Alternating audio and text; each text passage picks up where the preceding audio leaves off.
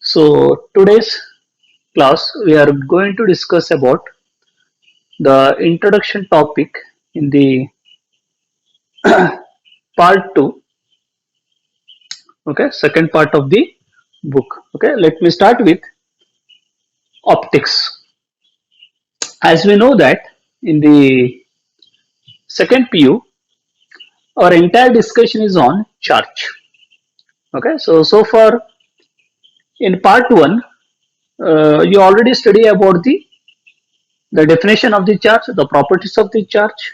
Okay, so in the next coming lectures, you are going to discuss about the laws, the governing the motion of the charges, the phenomena regarding the charges. Okay, so your part one is the entire discussion is about the introduction, the properties, the law, the phenomena related to the charges. The second book also, okay, so as you know that your second book, you start with the topic of optics. Again in optics you are going to, okay, so you divide the optics into two main concepts here. One is ray optics and second is wave optics. Then next you are going to discuss about atoms and nuclei, the solid state electronics, so on. See, again here the discussion is on charge only. Okay, so if you know, optics means the study of light, and light is nothing but an electromagnetic wave. And who is the source of electromagnetic wave? The charge is the source of electromagnetic wave. Therefore, see, our entire second PUC syllabus is restricted to the study of charges only. Okay, but in part 2, we don't directly use the name charge, but we take the phenomena related to charge only. Okay, so therefore, with this short note, let me start the basic introduction about optics. Okay, so as you learned in the lower class, optics is nothing but a branch of physics which deals with study of light. Okay, so here we are dealing with the study of light. Study of light means entire, okay, so everything about light, its source, its propagation, its phenomenons, the laws, the mathematical derivations, entire thing is studied in a single section by the name called optics. Okay, so today's is an introductory topic. Okay, so in today's lecture, let us discuss about the theories of light. Okay, the theories which explain the nature of the light. I start with this lecture with a beautiful note here. That note is the dark part of the optics is light. Okay, I am repeating here. The dark part of the optics is light. We know everything about light, how it is propagating, the phenomena of light, the clean and systematic mathematical derivations about light. But the problem here is we don't know how the light look likes. That means we don't know the physical nature of light. Okay, we don't know how actually light look like. Therefore, in higher order books, when they introduce the topic light, they start with this beautiful sentence. That is, the dark part of the optics is light. Why this is so? Now see, so in today's lecture, okay, so I am introducing certain theories of light given by Newton, Maxwell, Max Planck. Each theory explains the physical nature of light in a different manner. So actually we don't know what is the exact nature of light. To see any object, a light is required. Okay, so if you see this particular object, the reason is the light falls on this object, it gets reflected, it falls on my retina, therefore clearly I can see this object. Now the problem is how the light look likes. Okay, so we have the different theories to explain the light here. Therefore, we call it as dual nature of light. Okay, so before that, okay, so let us take certain important phenomena of light, and to explain that phenomenon in various, okay, so in various times the scientists have tried to give a model for the light to explain these phenomena. There are certain successful theories are there, and at the same time the theories have certain limitations also. Okay, but we have to give one clear systematic model of light which explain entire phenomenons of light. Okay, so which are the phenomenons of light? The first most important phenomenon is, okay, so the first most important phenomenon is rectilinear rectilinear propagation of light. The first important phenomenon is rectilinear propagation of light. What is meant by rectilinear? Rectilinear in English we call it a straight line. Rectilinear is nothing but straight line. That means what? Light always travels in an straight line. Okay, so in lower studies you have no, okay, you have studied the sum of experiment which beautifully explain the straight line behavior of light, like the cardboard and a hole experiment. Okay, you are passing the light through an hole. Okay, so on the other side if you take one more cardboard, exactly it has the hole in the same direction, then only light flows through this hole. Okay, if you change the position of the hole, definitely light doesn't pass through the second board here. Okay, so you can have the various experiment to, okay, so to say that the light travels in an straight line. So this phenomenon is called rectilinear propagation of light. Okay, so light travels in a straight line. Distance between 2 points in a source, it is an straight line. So light travels in a straight line. Okay, so this is the basic phenomena of light. Second one is when light falls on certain object. Okay, so in certain cases when light falls on certain object, okay, so if I take this line as an straight line, as an light travels in a straight line, so I'm showing this one as an light.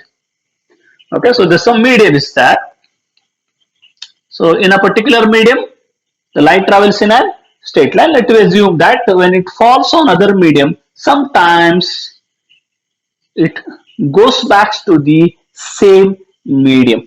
If this phenomenon take place, then such property is called reflection of light. Okay, light falls in medium, if it goes back to the same medium, then such kind of phenomenon is called reflection. Okay, so there may be other possibilities also. What is the possibility here? When light falls on an object, it can go to the other medium also. In that case, we call that phenomena as refraction. When light travels from one medium to the other medium, and that phenomena is called refraction. So light undergoes reflection, light undergoes refraction. There are other phenomena also like interference. Okay, so in the, we are all going to study this phenomenon in this particular lecture series. Okay, interference, the modification in a distribution of light intensity. Okay, so what is interference? The modification in distribution of light intensity due to superposition of two or more light waves. Now that phenomena is called interference. So, okay, so in the upcoming lecture, we are going to study about this phenomena in a very detailed manner. We have certain beautiful derivations also. So it is an interference. Sometimes light bend around the edges. Okay, light travels in a straight line, no doubt, but when in certain cases, when wavelength of the light is comparable to size of the obstacle, the condition is there. Okay, if this fine condition is satisfied, when the wavelength of light is comparable to size of obstacle, then instead of traveling in the straight line, it can bend also. Light start bending. Now that phenomena we call it as diffraction. Okay, so bending of light around the edges or obstacle when wavelength of light is comparable to size of the obstacle, then that phenomena is called diffraction. Okay, then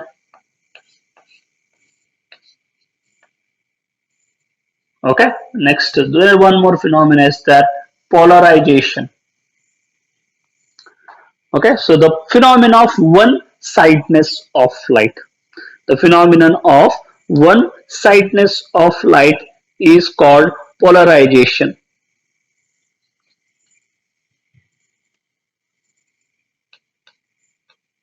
Okay, so the phenomenon of one-sidedness of light is called polarization. Okay, so this here. Okay, so after the diffraction, we are going to study about polarization also. Then, so when light passes through some organic compounds like benzene and toluene, so the wave gets splitted. You have an additional wavelength. You have an additional wavelength along with an incident wavelength. Then that effect is called Raman effect. It is given by a very famous Indian scientist by the name called C.V. Raman. We call it as Raman effect. When monochromatic light passes through certain organic compounds like benzene and toluene, you get an additional wavelength. Okay, you have an original wavelength and also you have the some additional wavelength also. Now that phenomenon is called Raman effect. There is one more is the Compton effect is there. Okay, when monochromatic X-ray falls on an object, okay, its wavelength increases. The change of wavelength, that phenomenon is called Compton effect. Okay, we have the various effects here. Okay, I am mentioning certain important phenomena here. Okay, so these are the I have taken certain important phenomena to give a brief picture about the theories of light. Okay, models of light here. The first important phenomena is rectilinear propagation of light. The straight line property of the light. Light travels in a straight line in an homogeneous isotropic medium. Now that phenomena is called rectilinear. Reflection of light. When light falls on an object, if it goes to the same medium, it doesn't travel to the other medium. Okay, if it governs certain law, then it is called reflection. Light falls on an object, if it goes to the other medium, that phenomena is called refraction. The modification in distribution of the light intensity due to superposition of two or more light waves. Now that phenomena is called interference. The bending of light around the edges or obstacle. That phenomena is called diffraction. The phenomenon of one-sidedness of light, when you pass an unpolarized light through certain crystals. Okay, so after when they are transmitted from the crystal, you will get light in an only one particular plane, one particular direction. Now that phenomenon is called polarization. Raman effect. Okay, so monochromatic light passes through organic compounds. You get large number of wavelength. Okay, plus you will get incident wavelength also. The change in wavelength. of an X-ray. Okay, when it collides with certain atoms or certain object, now that phenomenon is called Compton effect. You have the Rayleigh effect. Okay, you have the various types of effects here. So now these are the very important phenomena of light. Okay, so now our discussion is we have to give a model, a simplest systematic model which explain all these phenomena. Okay, if this particular model, because we have not seen the light here, therefore we are making the picture of light, we are making the model of light. That model should explain this phenomena. Okay, if that model fits the it gives the clear explanation about this phenomena, then definitely we agree, we accept that particular model here.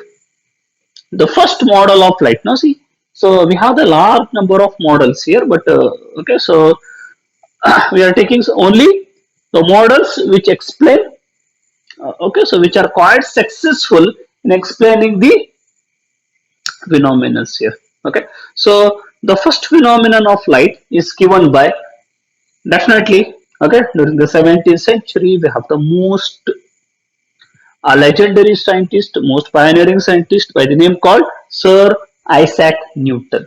So first model start with Newton's has given the first model of light. Now that is called Newton's corpuscular theory. And this particular theory is called Newton's CORPUSULER, Newton's corpuscular theory. Okay, so according to Newton's, okay, so it's a model of light. According to Newton, Newton says that light is in the form of particles. Light is in the form of particles. Okay, so if something light falls on this particular object, okay, so this is an object here. According to Newton, if this particular light falls on the object, then Newton says that no, this is nothing but light is in the form of particles. He says that light is made up of large number of small, tiny particles. Okay, so there, and he called this particle as, he named this particle as corpusculus. He called this particle as corpusculus. Okay, therefore this particle is, this theory is called Newton's corpuscular theory. Okay, so Newton corpuscular theory says that the light is in the form of particles. The light in the form of particles, and he called that particles as corpuscular. Okay, actually this is not true. Okay, there is no particle by the name called corpuscular. Okay, so definitely it is a failure theory. Okay, but this is the first model, and the person is a legendary scientist, Sir Isaac Newton. Therefore, we are, okay, taking certain points regarding the corpuscular theory. Okay? According to corpuscular theory, light is in the form of particles, or positively charged particles. Newton says that these particles are positively charged. They are the positively charged particles. Okay, so we know that light has different colors with care.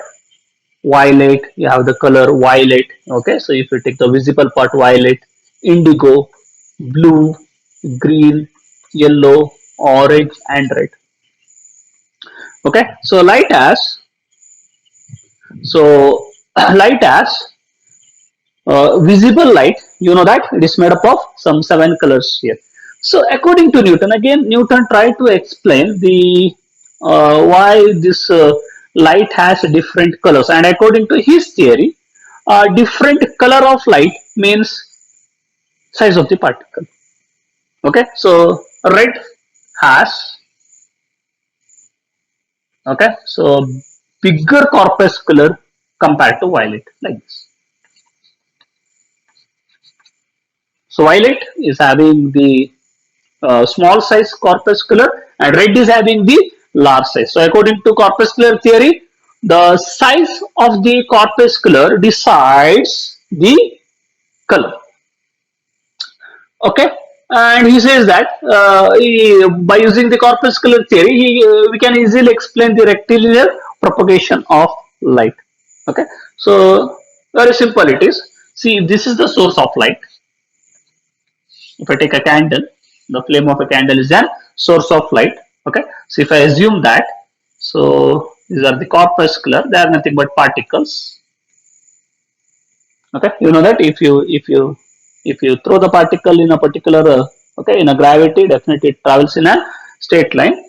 Okay, if there isn't some external force is there, then only changes its direction. Otherwise, okay, if I throw this particular particle in an x direction, definitely it should move in a straight line, but it falls to the ground. Reason is due to the gravitational force. If there is no gravitational force, definitely the particle would have been travel in the straight direction, horizontal direction. Okay, so this is of light. So light is in the form of corpuscular. They are traveling in the straight line. Okay, if I keep some cardboard, definitely on the other side we don't get any light. Reason is very simple. This particle doesn't pass through this cardboard.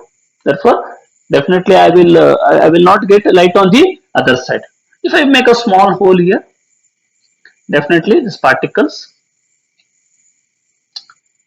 they can travel through this hole here. Okay, if I take one more cardboard and the whole position is exactly opposite to the hole of the first cardboard, definitely then the light pass through.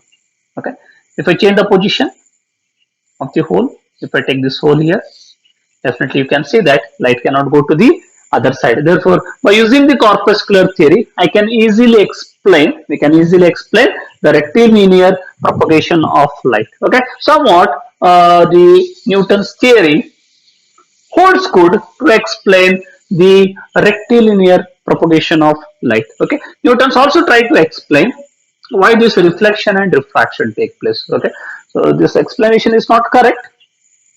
Anyhow, okay, so what does Newton says according to by using the corpuscular theory to explain the reflection? He says that so whenever the reflection take place, if this is a reflecting surface, if you consider this one as a reflecting surface, he says that reflecting surfaces are oppositely charged one. Reflecting surfaces are positively charged materials, but it's not true. Okay, so next the research says that this is not true. Therefore, this theory is failure. But anyhow, so first let us discuss what does the Newton's opinion about the reflection of light by using the corpuscular theory. So what is meant by reflection? If light falls on the okay, so and medium, if it goes back to the same medium, then you call that phenomena as reflection. So you can see here light travels in a straight line. So you have to imagine that the light is in the form of particles, and that particles are said to be corpusculars. And what is the charge of the corpuscular? They are positive. So if you mention it as positive, positive, positive, you can see here this is positive. So you can see here when this positive and positive comes, you study in electrostatic, the like charges, positive and positive are the like charges, and the properties of charge says that like charges repel. The like charges repel. Okay, so therefore this positive and positive get repel, therefore it doesn't go to the other medium, therefore it goes back to the same medium. Somehow this is correct. So this is nothing but an reflection. Okay, so what is the refraction? What is meant by refraction? According to Newton, again he says that if the surface is an refracting surface, that means what? Your refracting surface is a negative charge one. Okay, corpusculars are positively charged particles, and this time if the light passes through the other medium, then Newton says that Newton's assumption is that now that surface is a negative charge one. Okay, In that case, you can see here. So this sunlight travels in a straight line. And what is light? Light is nothing but it is made up of tiny, small, spherical, perfectly elastic particles called corpuscular. They are positive charge one. I can see here these are the positive charges. Okay, you can see this positive and negative get attracted. Therefore, it goes to the other medium. So this is nothing but an diffraction. Okay, so are you getting me? This is nothing but an diffraction. Okay, therefore, by using the corpuscular theory, we can explain the rectilinear propagation of light, we can explain the reflection, we can explain the refraction. But by using this model, we cannot explain interference, diffraction, polarization, Raman effect, Compton effect, or the Tyndall effect, Rayleigh effect. Okay, you can't explain that particular phenomenon by using the Newton's corpuscular theory. Okay. Next research also says that reflecting surface they are not necessarily they are the positive charge one. Refracting surface they are not necessarily negative charge one. That means what? The whatever the Newton says the about the concept of corpuscular it is a positive charge one. Now that itself is a wrong. Okay, so definitely light has and particles again it is okay, so given by Max Planck and Sir Albert Einstein, but this says that they are the particles but they are uncharged. This says that it is a photon. Okay, therefore the corpuscular theory is completely a failure theory. Okay, it is completely a failure theory, but still we are mentioning the Newton's corpuscular theory. Reason is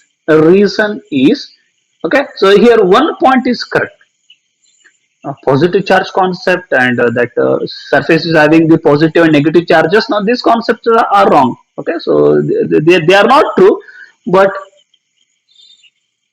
Newton says that light is in the form of particles. Anyhow, this is now that concept again it is used by Max Planck and Einstein. Therefore, I have taken a short brief note on corpuscular theory. Okay, so let me go to the second theory here. Second theory of light, a totally different one. According to Newton, light is in the form of particle, but when the next Christian Huygens comes,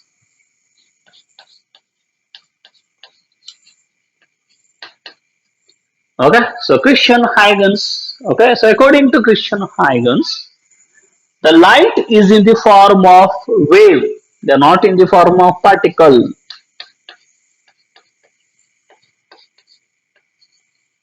Okay, so according to Newton, light is in the form of particles by the name called corpuscular theory. But according to Huygens, light is not in the form of particles, but they are in the form of an wave, just like a sound wave. Sound is a wave, and okay, so we have the various experiment, various phenomena regarding the sound. Sound requires a material medium for the propagation. Okay, so for we have know the okay during that time we know the velocity of sound also. So therefore, Christian Huygens says that light is also an just like a sound. That means it is an wave. Okay, so okay, so during that time, so they think that the waves require a medium for the propagation, medium for the travel. Okay, in lower level classes, you studied about the sound requires a medium. Okay, if you keep the bell in a jar, if you create a vacuum, definitely then you can't hear any sound. The reason is the space is a vacuum. That means the sound requires an medium, the propagation of the particles for the okay transport of sound here. Sound travels only when medium is present. So, therefore, the Huygens assume that this entire universe is it is an assumption made by the Christian Huygens. He said that entire universe is made up of okay entire universe. He says that there is no place by the name called vacuum. This entire universe is filled with a hypothetical, perfectly elastic medium by the name called ether. He says that now this universe is made up of an Okay, so medium is there. That now that medium is called ether. It's perfectly elastic. The hypothetical medium. So this entire universe, each and every point in the space is filled with ether, and that light travels that medium, ether medium. Are you getting me? Okay. So this is a theory given by Huygens. Again, it is somewhat it's a failure theory. Therefore, we are not going to go for a detailed explanation about Huygens wave theory. But anyhow, he has given certain concepts like wavefront, wavelets. Okay. Now these are the very beautiful theories. By using that wavefront theory, okay, in this particular course only we are going to study interference and diffraction. We can easily study the interference and diffraction, the Doppler effect of light by using the wavefront theory. Okay, in the wavefront theory we are taking the Huygens concept only, but we are making certain modifications here. Okay, so it is not longitudinal waves like sound, but they are the transport waves. Okay, so they are the transverse waves. Okay, they are not the longitudinal waves of the sound. Okay, but anyhow, this Huygens theory explained the rectilinear propagation of light, reflection, it explained refraction, it explained interference, it also explained the diffraction. But this particular theory failed to explain the polarization, Raman effect, and the Compton effect. Now these are the limitations here. Okay. Anyhow, it explained rectilinear, it explains reflection, and this theory explains this refraction, interference, and diffraction. Up to here, by using the wave theory given by the Huygens, the concept of wavelets, the secondary wavelets, okay, Huygens principle, we can derive the Snell's law, we can derive the law of reflection, law of refraction, okay, but now these are the failures. But you can't use this theory to explain the one-sidedness of light, the Raman effect, and Compton effect, okay. Next theory, okay, so given by James Clerk Maxwell, he believes that definitely light is nothing but an wave only. But the explanation given by Huygens is he says that that particular theory requires certain modifications. Okay, he says that James Clerk Maxwell, this particular man has given a Maxwell's equation which unifies electricity, magnetism, and optics like this. He Maxwell's strongly believes that definitely it is a wave, but these are not the ordinary wave. Okay, they are not the ordinary wave. It is not like the waves present on the water. It is not like in sound waves, but they are made up of electric and magnetic fields. He says that the light is made up of electric and magnetic fields which are moving perpendicular to each other. They have the various properties, they carry the energy. He says that light is in the form of wave, but what type of wave it is? Electromagnetic wave. He says that light is in the form of electromagnetic waves. James Clerk Maxwell strongly believes that light is an wave, but it's made up of a very special type of wave, that is electromagnetic wave. Your last topic in the first book in 1873 has given the electromagnetic wave theory. The problem is, this is a very complicated one. It is not easily digestible. He says that the light is made up of two fields. One is electric field, a transverse electric field. It is moving like this. At the same time, there is one more field is there, one more wave is there. That is the magnetic wave, which is traveling perpendicular to the electric field. If electric field is if I consider this one as an z direction, okay, if I consider this one as an x direction, this one as an y direction, this one as z direction, okay, then this particular electric field is moving in the y direction like this, a transverse one, and the magnetic field is moving in the z direction, and overall waves are moving in the x direction. Okay, so now this is okay. So this is a beautiful theory, but during that time, no one is ready to believe this particular theory because this is somewhat complicated. Okay, you are giving a new picture of light. Okay, so this is quite one. You are saying that no, their light is nothing but it is related to the fields. It is related to electric field and magnetic field, and they are mutually perpendicular to each other. Okay, the electric field produce magnetic field, and magnetic field produce the electric field. There is no external medium is required. There is no medium by the name called ether like that. Okay, there is no medium also, and there is no medium required also. Okay, so but this theory becomes popular only when in 1885 Heinrich Hertz, okay, a practical scientist, he produced and detect electromagnetic waves in his laboratory. He produced the electromagnetic waves and he detect the electromagnetic waves, and finally we start believing that yes, there is a wave by the name called electromagnetic wave, we start believing about the Maxwell's electromagnetic theory. Now this is the first successful model theory. It is the Maxwell's electromagnetic theory. By using that theory, we can easily explain rectilinear propagation of light, reflection, refraction, interference, diffraction, as well as the polarization. Okay, as well as the polarization. But theory has certain failures. It failed to explain the Raman effect and the Compton effect. But anyhow, okay, so now this theory, okay, it connects electricity, it connects magnetism, it connects optics. Okay, therefore it becomes a very famous theory, but definitely it has certain drawback also. It failed to explain the Raman effect, it failed to explain the Compton effect. Okay, Henry Schwartz has given one more phenomena. Okay, so we are going to study the, okay, so in the consecutive lectures, that is photoelectric effect.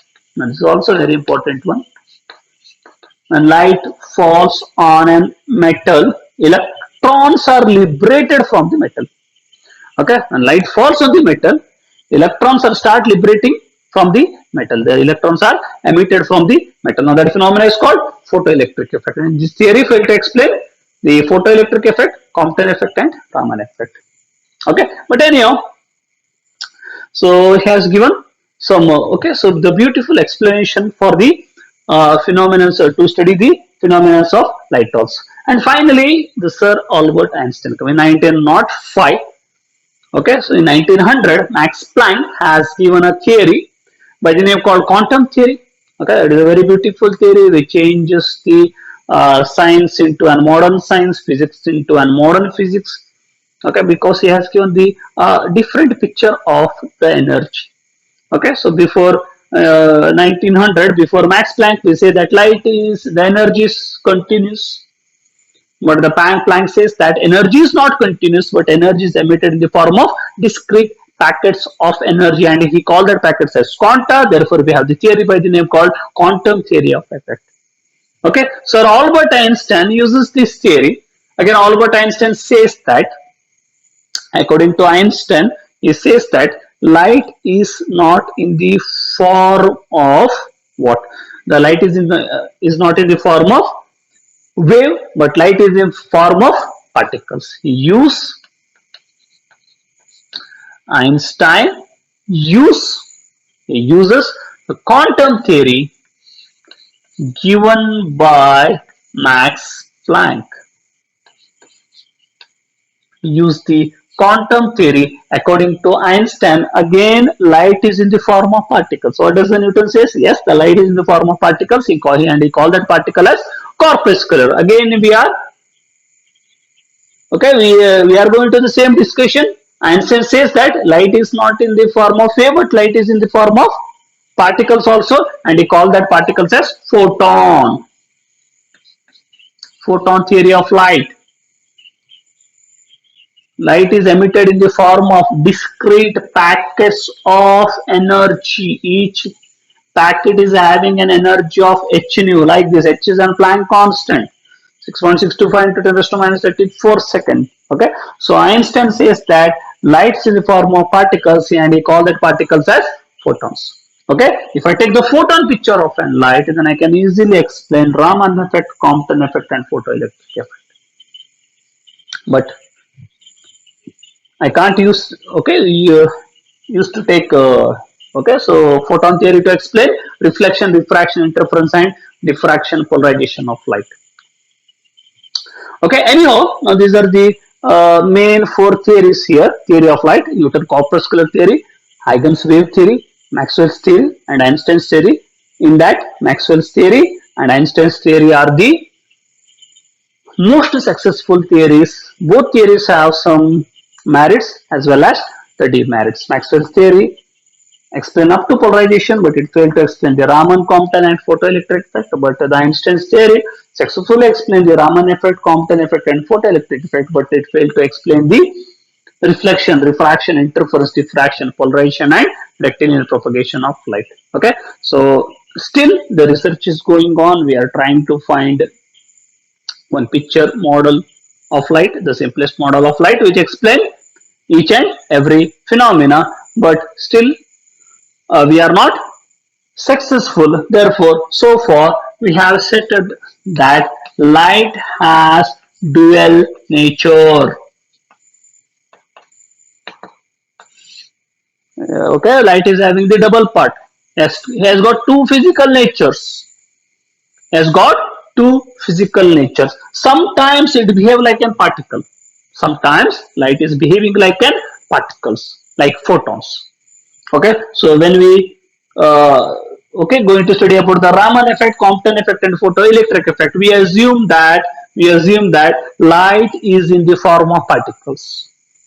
Okay, but when we going to study about this particular phenomena, polarization, diffraction, refraction, interference, then we assume that light is in the form of wave. Light is in the form of electromagnetic wave. Therefore, finally, we assess that we say that light has got two nature. One is wave nature, and second is the particle nature. That is called dual nature of light. Okay. So during our discussion also in upcoming the lectures. So up to polarization, we assume that lights in the form of wave. We are going to use the wave theory. When it is a discussion about the photoelectric effect, we change our discussion from wave to particle. Okay, so now this is the very short discussion about the theories of light. In the next class, let me start with the detailed explanation about the phenomena of light, like reflection, refraction, and all other things. Okay, so thank you for your kind attention.